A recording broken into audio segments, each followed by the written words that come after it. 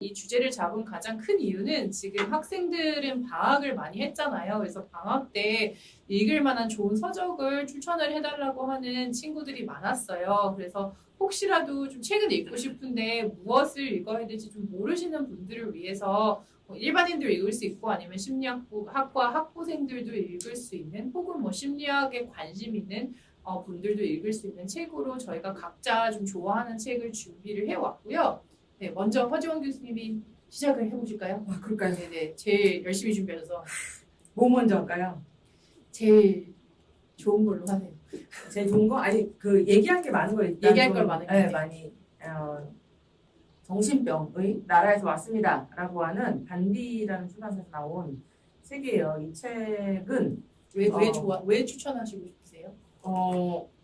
그 정신질환을 실제로 진단을 받으신 분이 본인이 겪었었던 그런 상황 혹은 이제 심리 치료나 투약 어떻게 하면 좋은지 등등 입원 생활은 어떤지 등등에 대해서 굉장히 구체적으로 적어주셨어요. 물론 정신질환 당사자분들이 쓰시는 그동안에 많은 좋은 책들이 있습니다. 근데 이제 이게 신간이기도 해서 소개를 드리고 싶었고, 그래서 이 책은 선생님들이 혹은 만약에 정신질환을 갖고 있는 당사자라면 한 번쯤 읽어보실만 하고요. 정말 읽어보실만 하고, 그리고 치료자분들이라면 이런 심정일 수 있겠구나. 그래서 이 책은 좀 꼭 읽어보셨으면 좋겠습니다. 이 책은 쉽게 따라하는 강박증의 인지행동 치료라는 책이고요. 권준수, 신민석 공저입니다. 그래서 권준수의 저자님께서는 서울대 의과대학의 정신건강의학 교실에 계신 분이시고, 그리고 이제 신민석 역시 공저인데요. 이분 역시 서울대학교 의과대학 병원 안에서 임상심리 전문가로서 정신의학 교실에 교수님을 하고 계신 분입니다. 이런 분들이 몇 분 계시죠. 저희처럼 심리학과에서 활동하시는 분들이 있지만 병원에서 임상심리학자로서 정신과에서 교수님으로 활동하시는 분도 계신데 두 분이 같이 쓰셨고요. 제가 이 책을 추천드리는 이유는 몇 가지가 있는데 일단 되게 쉽고요. 제가 보기에 그러니까 좀 그런 얘기를 드리고 싶었어요. 많은 분들이 좀 정신적인 좀 문제가 있다라고 하면 어떻게든 좀 스스로 치료를 해보려고 많이 하시고, 요즘 또 우리나라에 약간 잘못되고 있는 게 여러 종편이나 이런 데서 좀 의학 비슷한 토크쇼 같은 거 하는데 요즘 점점 이게 변질돼서 이제는 거의 영양제 팔기 쇼가 되어가고 있는 측면도 있고요. 자꾸 사람들이 어디 아프면 뭐 먹으면 되는지, 뭘 찾아보면 되는지 자꾸 이런 얘기들을 하는 거예요. 그러니까 심리적 문제가 있는 분들도 자꾸 보면은 상담할 때 뭘 받아보면 좋을까요? 무슨 치료가 좋을까요? 무슨 치료가 좋을까요? 자꾸 이런 얘기를 하는 거예요. 그러니까 이 영양제랑 똑같은 얘기거든요.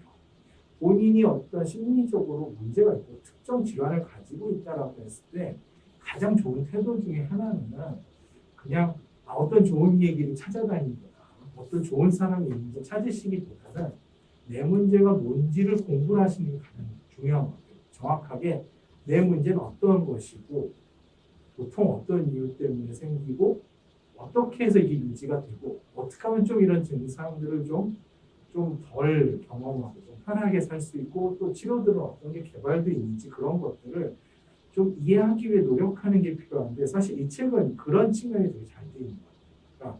그러니까 그냥 심리치료에 대한 내용만 나오는 게 아니고 이 병이 어떤 병이고 보통 원인들은 어떻고 현재 치료들은 어떤 시도들이 있고 이런 부분들에 대해서 상당히 비교적 쉽고 담담하게 잘 해주신 것 같은데요. 그리고 제가 또 이걸 추천드리고 싶은 이유 중에 하나도 되게 쉽게 병에 대해서 설명하고 있을 뿐 아니라 상당히 균형이 잡혀 있어요. 그러니까 의학적 관점에서의 약물 치료라든가 병원에서 어떤 부분을 중시하는지에 대한 내용, 거기 더해서 심리학적 관점에서 봤을 때 인지행동 치료 어떤 걸 강조하고 있고 더 나아가서 약간 마음 챙김과 관련된 그런 내용까지, 그러니까 어느 쪽에 치우치지 않고 여러 부분들을 되게 잘 다뤄주고 있고, 그러니까 약이 해결해 줄 수 있는 부분과 심리치료가 해결해 줄 수 있는 부분들을 다 잘 다루고 있기 때문에 이 책을 한번 먼저 읽어보시면 강박증에 대해서 그래도 많은 오해에서 좀 벗어날 수 있을 것 같다는 생각이 들었고요.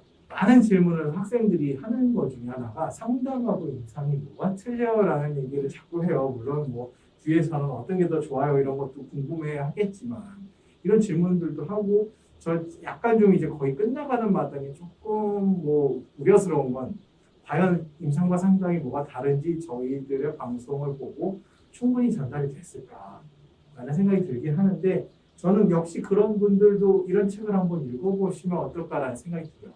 이 책 한번 쭉 읽어보시면 상담심리학과 관련된 어떤 책과는 상당히 다른 구성을 가지고 있다는 걸 알 수 있을 거예요.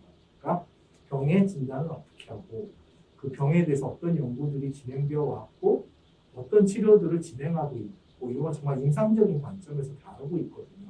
그러니까 이걸 읽어보시면 아 임상심리학자들이 얘기하는 심리치료랑 상담심리학자들이 얘기하는 그 상담 행위라는 것이 조금 다른 환경에서 다른 목적을 가지고 진행되는구나라는 거를 오히려 정말 누구 설명을 안 들어도 더 쉽게 이해가 되실 것 같아서 이런 게 좀 궁금하신 분들 이 내용들 좀 이제 보시면 되게 좋겠다라는 생각이 들고요. 그 제가 두 가지 책을 약간 결이 비슷한 두 가지 책을 먼저 말씀을 드릴게요. 이제 하나는 K 레드필드 제미슨이라고 하는 이제 임상심리학 교수가 쓴 거고요. 이제 한국어 번역은 조울병 나는 이렇게 극복했다라는 책이고요. 이거는 되게 옛날에 나왔고 제가 이거를 선택한 이유는 제가 학부 때 이 책을 읽고 아 나는 임상심리학을 하게 되겠구나 하고 싶다라는 생각이 들게 된 책이고요. 그 스타급 네, 스타급 저작. 네. 두 번째 책은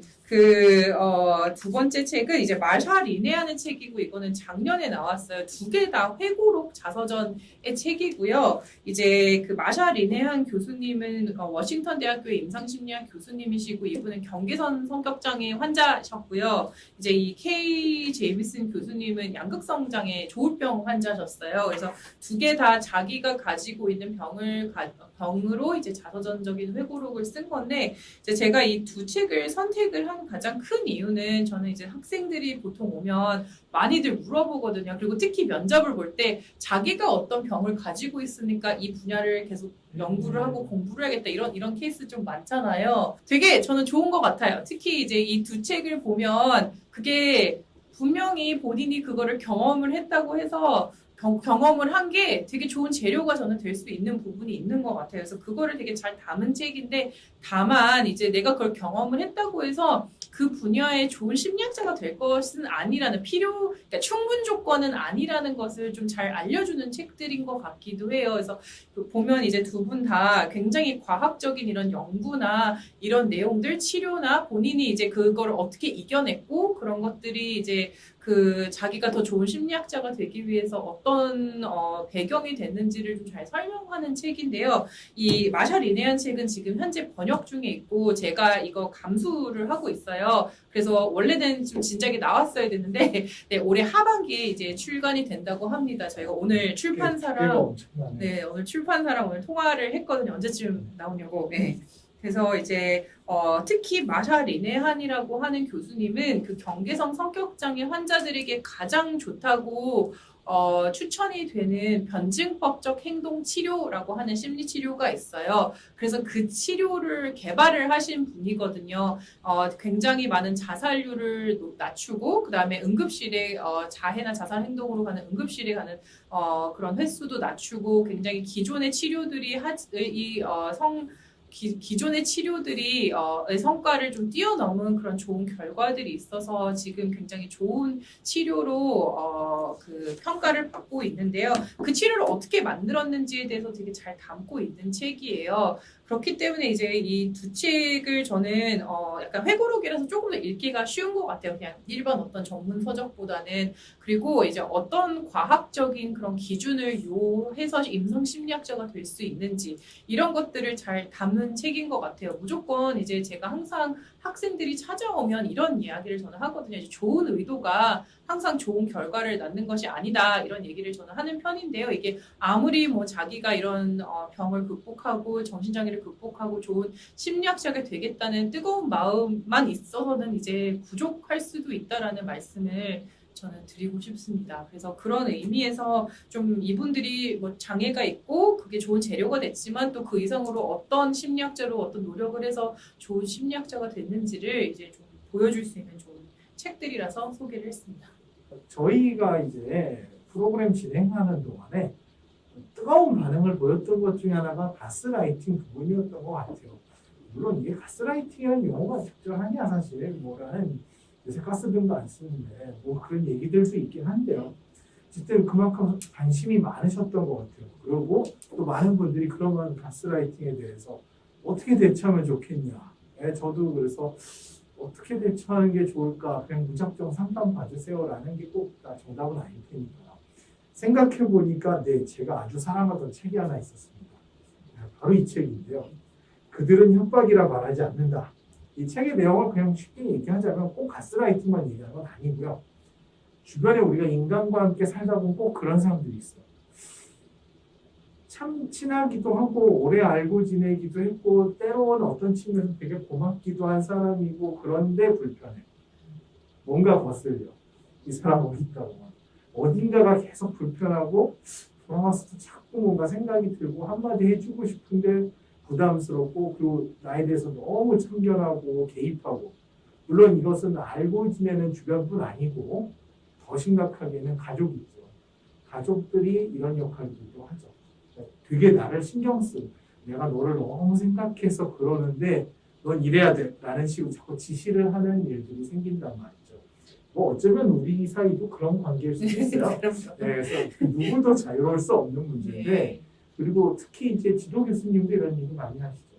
내가 다 너 잘 되라고 하는 얘기인데 라고 얘기하면서 자꾸 학생의 어떤 특정 방향 같은 거를 되게 강요하는 일들이 생기는데 이 책은 필연적으로 발생하는 그런 인간관계에서의 끝없는 그런 어떤 불편한 어떤 그 행위들을 그냥 한마디로 정서적 협박이다 라고 부르는 거예요. 그래서 너 내가 시킨 대로 따라해 안 그러면 분명히 너한테 뭔가 안 좋은 일이 생겨 혹은 나랑 관계가 끝장이 나는 거야 라는 형태의 이제 협박을 계속 한다라는 거죠. 그래서 되게 다양한 형태의 이러한 협박에 대해서 얘기를 하고 있고요. 그리고 인간 사이에서 좀 서로 불편한 말을 주고받을 수도 있잖아요. 솔직하게 얘기하다 보면 그 불편한 얘기와 정서적 협박을 어떻게 구분하는지에 대한 얘기들도 나오고요. 구체적인 사례 같은 것들도 있어요.